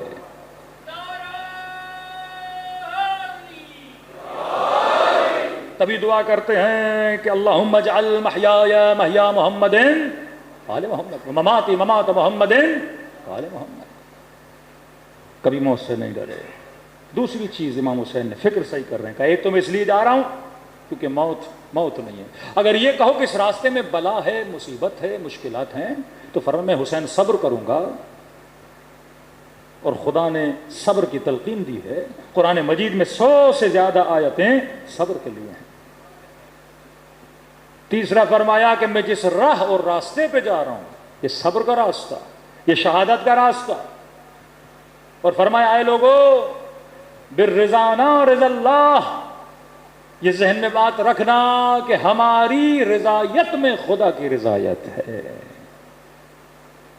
حسین کو راضی کرو تو رب تجھ سے کیا ہو جائے گا؟ راضی ہو جائے گا. پھر امام نے دعوت دی کہ تم میں سے کون ہے جو حسین کے ساتھ چلیں؟ اگر چلو گے جو راہ شہادت ہے، لیکن اگر ساتھ نہیں دو گے، جو فرمایا تم میں سے کوئی خوش نہیں رہے گا. ایک بندے نے کہا حسین میں آپ کی مدد کروں گا. امام نے کہا مدد کر. کیا مدد کرے گا؟ گھوڑا لایا اپنا، تلوار لایا اپنی. مولا یہ گھوڑا آپ کو دے سکتا ہوں. کہ مجھے گھوڑا نہیں چاہیے، تلوار نہیں چاہیے. مولا آپ کو کیا چاہیے؟ فرمایا محجتہ، مجھے تمہارا خون چاہیے. حسین خون مانگتے ہیں. جان دے سکتے ہو حسین کو؟ مال چھوڑ دے. جان دے سکتے ہو حسین کو؟ گھوڑے چھوڑ دے. اس راہ حسین پہ چلنا، اس نیٹ ورک پہ اگر عمل کرنا ہے اور راہ حسین پہ چلنا ہے، پھر موت سے نہیں ڈرا جاتا، پھر اپنی جانوں کو ہتھیلیوں پہ رکھ کے چلنا پڑتا ہے. تھے ایسے جو اپنی جانوں کو حسین پہ قربان کر رہے تھے. کربلا میں شخص ہے عمرو ابن غرضہ، اس کا بھائی ہے علی ابن غرضہ. اپنا نام عمرو، بھائی کا نام علی. عمرو حسین کے لشکر میں، جس کا نام علی وہ یزید کے لشکر میں. دو بھائی پر فکریں الگ الگ. ایک فکر نے کسی کو یزیدی بنایا، دوسری فکر نے اسے حسینی بنایا. آج افکار کے چور بیٹھے ہیں آپ کے جوانوں کی نسلوں کے فکروں کو تباہ کرنے والے. اہل بیت کا کام ہے فکر کی اصلاح کرنا. اس نیٹ ورک میں اگر چلنا ہے فکر کی اصلاح کرو جس سے مکتب کا نام بلند ہو، مکتب بدنام نہ ہو. صلوات پڑھے محمد و آل محمد.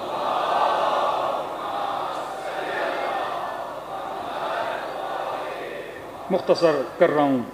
کئی لوگ تھے جن کی فکریں غلط تھیں، جن میں سے تاریخ کا ایک شخص ہے عبداللہ ابن عمر، عبداللہ ابن عمرو عاص. دو بھائی تھے، محمد عمرو عاص، عبداللہ عمرو عاص. کس کے بیٹے ہیں؟ عمرو عاص کے. دا برین آف معاویہ. مسجد میں بیٹھے ہیں، امام حسین مسجد میں آئے. عبداللہ عمرو عاص نے امام حسین کو دیکھا، ادب میں احترام میں کھڑا ہو گیا. السلام علیکم یا ابا عبداللہ. اپنے دوستوں کے ساتھ بیٹھا تھا. کہا پتہ یہ کون ہے؟ کہا کون ہے یہ؟ کہ سید الشباب اہل الجنہ، جنت کے جوانوں کا سردار ہے. عمرو عاص کا بیٹا. اس کے دوست اس کے ساتھ تھے. کہا سبحان اللہ سبحان اللہ. کس کا سردار ہے؟ کہ جنت کے جوانوں کا. کہ تیری سمجھ نہیں لگتی؟ ایک طرف بولتا ہے جنت کے جوانوں کا سردار، پھر صفین میں اسی کے بابا کے مقابلے میں کھڑا ہو گیا تھا. کہ وہ بات الگ ہے، نبی کا نواسا ہے، جنت کے جوانوں کا سردار ہے، وہ بات الگ ہے. کہ کیا مطلب؟ کہ قرآن کا حکم ہے وَبِالْوَالِدَيْنِ إِحْسَانًا، ماں باپ کے ساتھ نیکی کرو. وَلَا تَقُولُوا لَهُمَا أُفٍّ، ان کو اف تک نہ کہو. اب کیوں کہ عمرو عاص میرا والد ہے، اس نے کہا کہ لڑو، میں حکم کا پابند تھا، باپ کو میں اف نہیں کہہ سکتا. تو وہ والد کے احترام میں علی کے مقابلے میں گئے تھے. انہوں نے کہا یہ کیا بات ہوئی؟ ایک طرف کہو جنت کے جوانوں کا سردار، دوسری طرف کہو والد کے احترام میں گئے. تو کہا بھائی قرآن کا حکم ہے، میں قرآن کی مخالفت تو نہیں کر سکتا. اختلاف اتنا بڑا. تو کہا چلتے ہیں حسین سے پوچھتے ہیں کہ تمہاری فکر صحیح ہے یا غلط ہے. اب عبداللہ حسین پر مولا حسین کے پاس امام نے فرمایا لا طاعت لمخلوق فی معصیت اللہ. مولا فرماتے ہیں والدین کی ایسی اطاعت نہیں کر سکتے جو خدا کی اطاعت کے مقابلے میں آ کے کھڑی ہو جائے. آپ نے دیکھنا ہے کہ حق کیا ہے باطل کیا ہے. یہ نہیں کہ باپ نے کہا کہ بیٹا جاؤ 10 گرام ہیرون تو لے کر آ جاؤ. تو مولانا جا سکتے ہیں؟ باپ نے کہا ہے. ہاں کسی کا باپ نشائی علیہ باللہ چرسی ہے موالی ہے بیٹے کو بیٹا پیسے ہیں میرے لیے تھوڑا لے کر آ جاؤ کہ مولانا باپ نے کہا ہے کہ نہیں. لا طاعت فی معصیت اللہ.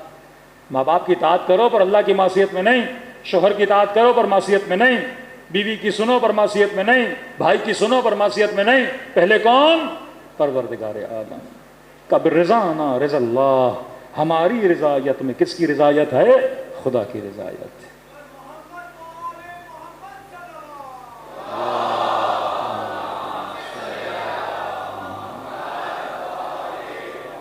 وَأَجِّلْ فَرَجَهُمْ. تو کربلا میں کئی ایسے تھے جنہوں نے خون دیا امام حسین کے لیے. یہ راہ خون مانگتی ہے، بہادر مانگتی ہے، شہادت کے منتظر مانگتی ہے، مجاہد مانگتی ہے.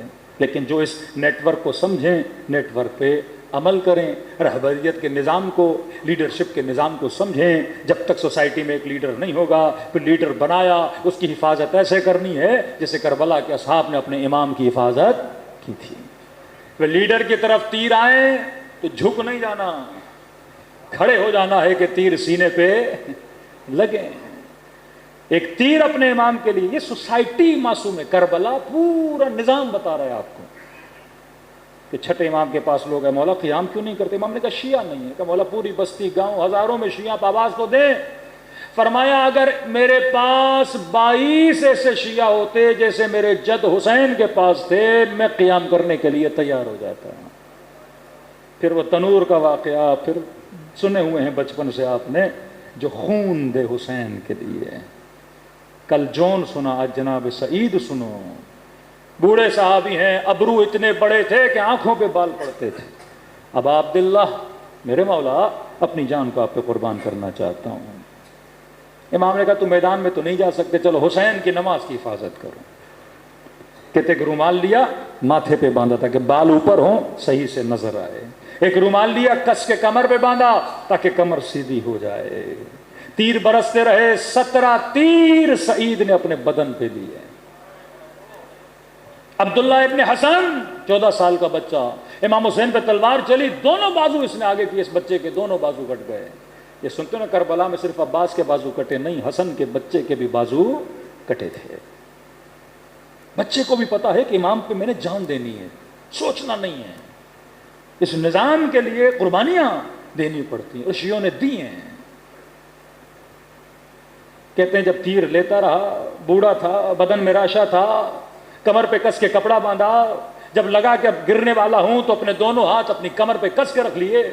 کہتے ایک مرتبہ مڑ کر دیکھا کہ امام حسین کی نماز ختم ہو گئی. دیکھا مولا ابھی رکوع میں ہے، آخری تشہد ہے. بدن کو دیکھا کہ بدن اتنی مہلت دے، اتنی مہلت دے، میرے حسین کی نماز ختم ہو جائے، کہیں ایسا نہ ہو میں گروں اور ایک تیر جا کے میرے مولا کو لگے. کہتے ہیں امام نے کہا السلام علیکم ورحمۃ اللہ وبرکاتہ. یا سعید زمین کربلا پہ گرا. برق کی طرح، سرعت برق کی طرح بڑی تیزی سے امام حسین آگے بڑھے کہ سعید کا سر حسین کے گھٹنے پہ آ کے پڑا. اب سوچو کہ اگر آپ کربلا ہوتے، 17 تیر کھائے ہوتے، عدد کا فرق نہیں ہے کم یا زیادہ، اور زمین پہ گرتے، اتنی پوری زندگی اس طرح گزاری کہ اہل بیت راضی رہے ہیں. اب جب آخری سانسیں ہوں تو انسان مطمئن ہو کے مرے گا نا. کہہ رہے میں نے تو حسین کے لیے قربانی دی، اب اے روح میرے بدن سے نکل جا، بڑے اطمینان سے نکل جا. لیکن کہا سر مولا کی گود میں تھا. سعید کے ہونٹ کانپ رہے تھے، خون اتنا بہا تھا کہ زبان ساتھ نہیں دے رہی، گلے سے آکسیجن کم ہے، ہوا میں دم نہیں کہ لفظ زبان سے اور منہ سے باہر نکل سکیں. سعید سکون سے چلا جا، میٹھی نیند میں چلا جا. لیکن نہیں، کچھ کہنا چاہتا مولا، کچھ کہنا چاہتا ہوں، کچھ کہنا چاہتا ہوں. سعید کیا کہنا چاہتے ہو؟ کہتے بڑا زور لگا کہ سعید کی زبان سے 2 جملے نکلے. مولا الرضیت، کیا مجھ سے راضی ہوئے؟ مرنا نہیں چاہتا جب تک امام نہ کہے میں تجھ سے بالرضا نا رضا اللہ. ہماری رضایت میں خدا کی رضایت ہے. یہ جملے منہ سے نکلنے تھے، امام نے فرمایا سعید میں بھی راضی، میری اماں زہرا بھی تجھ سے راضی۔ ہاں مولا اب سکون سے چلا جاؤں گا، کیونکہ میرا مولا مجھ سے کیا ہوا؟ راضی ہوا۔ آج یہ فکر چلی گئی کہ ہمارے اختلافات سے، ہمارے تفرقوں سے، ہماری ملٹیپل لیڈرشپ سے امام زمانہ کو تکلیف کتنی ہوتی ہے۔ بٹ میں نے تو اپنی ذات کو راضی کرنا ہے، میں نے تو 4 لوگوں کو راضی کرنا ہے۔ فرمایا نہیں، بالرضا نا رضا اللہ۔ اور وہی حسین جب اکبر کے لاشے پہ آئے، قاسم کے لاشے پر آئے تو کہا رضا برضا و تسلیما لامرہ لا معبود سواک، اے خدا حسین تیری رضا پہ راضی ہے۔ یہ ہے کربلا، یہ ہے نظام کربلا۔ آج جس بچے کے مصائب پڑھنے ہیں نام ہے علی اصغر۔ جناب اکبر کی شہادت غیروں کے لیے حجت نہیں ہے، جناب عباس کی شہادت حجت نہیں ہے، کیونکہ دنیا بول سکتی ہے جوان تھا، جنگ تھی، لڑے، کچھ انہوں نے مارے کچھ انہوں نے مارے، لیکن علماء فرماتے ہیں علی اصغر کی شہادت حجت کبریٰ ہے، سب سے بڑی حجت ہے۔ کیونکہ آپ کسی بھی اہل سنت کے بھائی کو بٹھا کے بول سکتے ہو بھائی جنگ تھی نا، ہمیں جنگ تھی، اختلاف تھا، لڑے، عثمان کو مارنے گئے تو کافی لوگ ادھر سے مرے ادھر سے مرے، کہا بھائی ہمارا بیچ میں پڑنے کا کوئی ضرورت ہی نہیں ہے، کہ جنگ تھی کہ جنگ تھی، کہ جوان مرے بوڑھے مرے سمجھ آتا ہے، لیکن یہ بتاؤ 6 مہینے کا بچہ تلوار اٹھا نہیں سکتا، اسے مارنے کا ریزن کیا دو گے؟ کہ یہ حجت کبریٰ ہے۔ اگر کوئی اصغر کی شہادت سنے پھر حسین کی حقانیت پہ شک کرے، یہ جہنمی ہے، کیونکہ اصغر نے حجت تمام کر دی۔ اب قیامت کے دن اللہ بھی پوچھے گا یہ ضمن قتلت، تو دیکھ بھی رہا تھا ایک بچے کو ایک نسل، ایک سوچ قتل کر رہی تھی، تم نے اسی سوچ کی حمایت کی، حجت تمام ہے۔ فرمایا ہے چھوٹا پر کبریٰ، حجت کبریٰ ہے۔ باب الحوائج لقب جناب علی اصغر کا، حاجتوں کی قبولیت کا دروازہ۔ کائے شیعو 2 جگہ پہ حسین کو یاد کرنا، شیعت اما ان شربتم بما عذب فاذکرونی، جب ٹھنڈا ٹھنڈا پانی پیو تو مجھ حسین کو یاد کر لینا۔ دوسرا فرمایا جب میری یاد آئے تو عاشورہ کا دن یاد کرنا، جب میں اپنے بچے کے لیے پانی مانگ رہا تھا۔ اس وقت تو حسین کی کیفیت دیکھتا کہ امام تھا پر کہہ رہے تھے میرے بچے کو پانی پلاؤ۔ دلوں کو کربلا لے کر چلیں، آج خدا کو اس 6 مہینے کے بچے کا واسطہ دیں۔ السلام علی الحسین وعلی علی ابن الحسین وعلی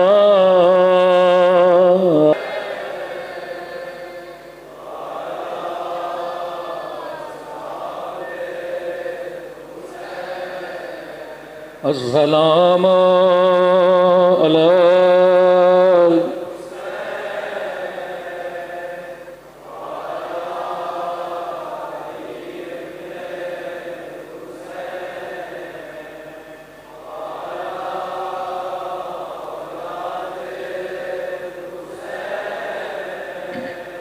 وعلی اصحاب بلند آواز سے السلام علی وعلی علی ابن وعلی اولاد وعلی اصحاب میرا سلام رباب کی اجڑے ہوئے गोदी पे।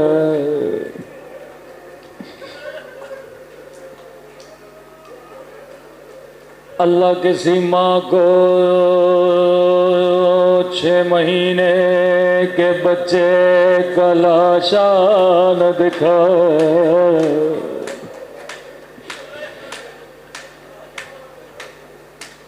बड़े मजलूम है अली असगर। मेरी दुआ है खुदा आप सबको करबला की ज़ियारत नसीब कराए। एक मौला का ज़ाहिर करबला गया, ज़रिए हुसैन की ज़ियारत की। खादिम हरम कहता है ये कभी दाएं जाता कभी बाएं जाता, गोया ये किसी चीज़ की तलाश में था। का ज़ाहिर बता क्या ढूंढ रहे हो, शायद मैं तेरी मदद कर सकूं। कहने लगा मैंने सुना है मजलिसों में हुसैन ने खैमों के पीछे एक नन्ही सी कब्र बनाई थी।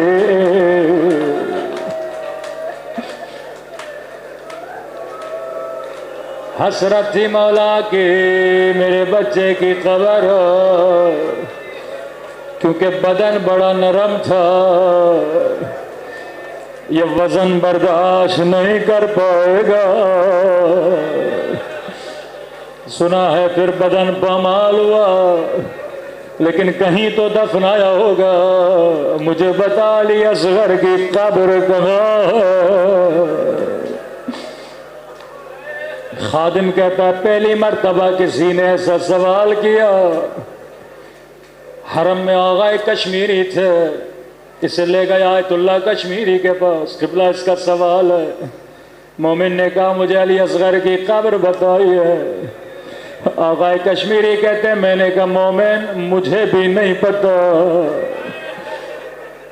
लेकिन अगर 3 दिन की मोहलत दो मैं जरा देखूं किताबों में। कहते हैं करने वाला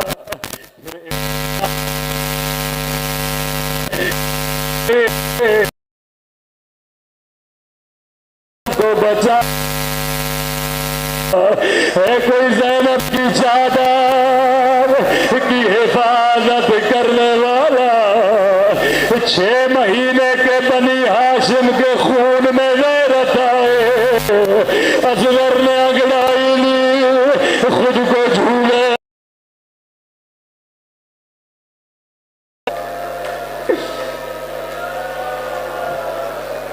रुबाब ने बच्चे को गोद में लिया, लेकिन असगर था जो रोने का नाम ले रहा। रुबाब क्या हुआ मेरे बच्चे को? का मौला शायद मेरे बच्चे को प्यास लगी। माँ बच्चों से बड़ा प्यार कर, माँ का दिल बड़ा नरम होता है। परेशान न हो, मैं तेरे असगर को पानी पिला कर लाऊंगा। रुबाब थोड़ी देर खेमे से बाहर चली जा। मौला ने जमीन पर सफेद कपड़ा बिछाया, नन्हे से बदन को कपड़े पे रखा, गोया असगर को कफन पहना रहे थे।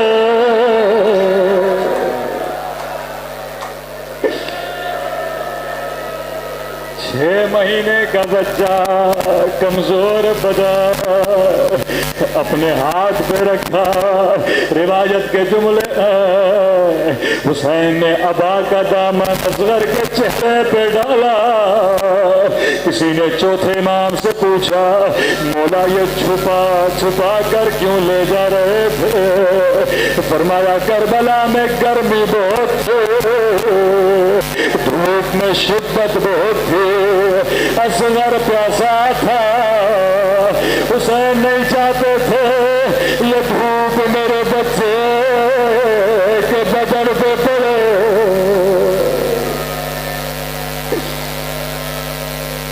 फरमाया बोझ अश्किया अगर तुम्हारी दुश्मनी है तो हुसैन से है, ارے میرے 6 مہینے کے بچے نے تیرا کیا بگاڑا؟ کسی لہینے کا حسین پیاس تجھے لگی ہے، بہانہ بچے کا کر رہے ہو۔ امام نے کہا ٹھیک ہے، میں اپنے بچے کو زمین پہ رکھتا ہوں، کوئی آئے سے پانی پلا کے چلا جائے۔ فرمایا علی اصغر حجت خدا کے بیٹے ہو، بیٹا حجت تمام کرو۔ اتنا کہنا تھا، ایک مرتبہ خشک زباں باہر آئے، فوج اشقیا منہ چھپا چھپا کے رونے لگے۔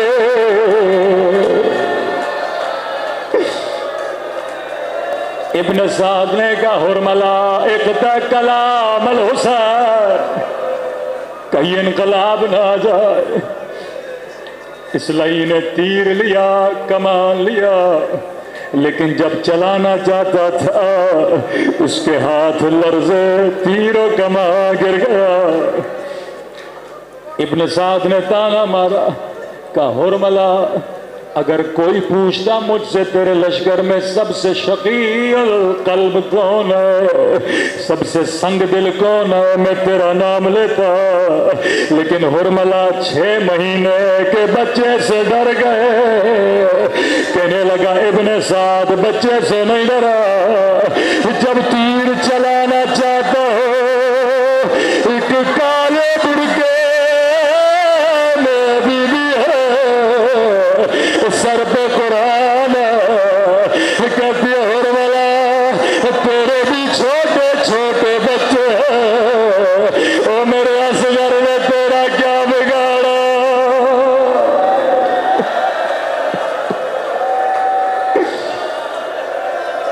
حرملا تیرے بھی چھوٹے چھوٹے بچے ہیں، کا ایک کام کر، میں تیری آنکھوں پہ پٹی باندھتا ہوں۔ بعض روایات میں جب پٹی باندھے گئے، لئی نے وہ تیر اٹھایا جس سے حیوانوں کو گرایا جاتا تھا، جس کا وزن علی اصغر سے زیادہ تھا، یہاں تیر کمان سے نکلا۔ حسین نے ایک نگاہ اپنے بچے کو دیکھا، من العظم الى العظم، تیر کان سے گیا اور دوسرے کان سے باہر گیا۔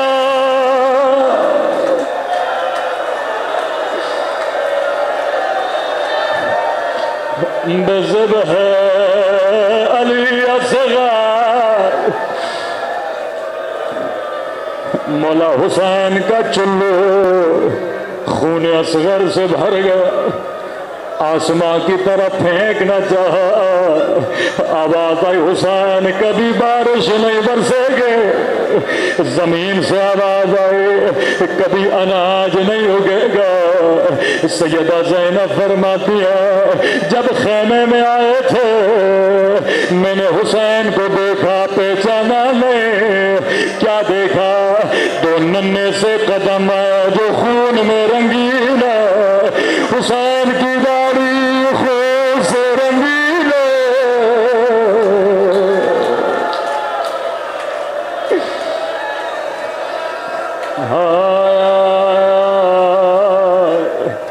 میرا غریب مولا،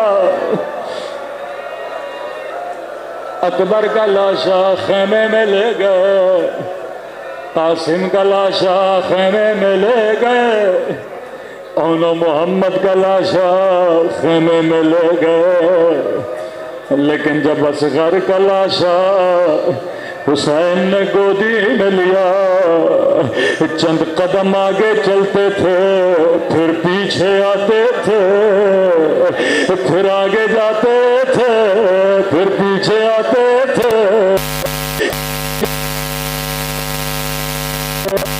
حسین کی نگاہ خیمے کے پر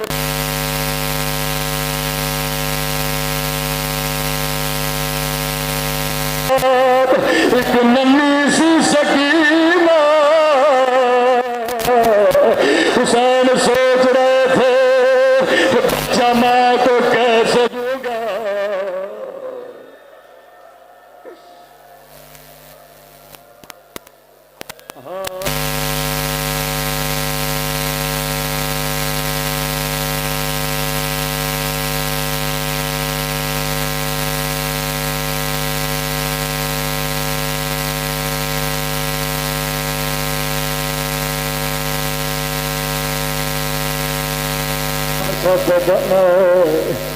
گھوڑوں کا وزن برداشت نہیں کرے گا.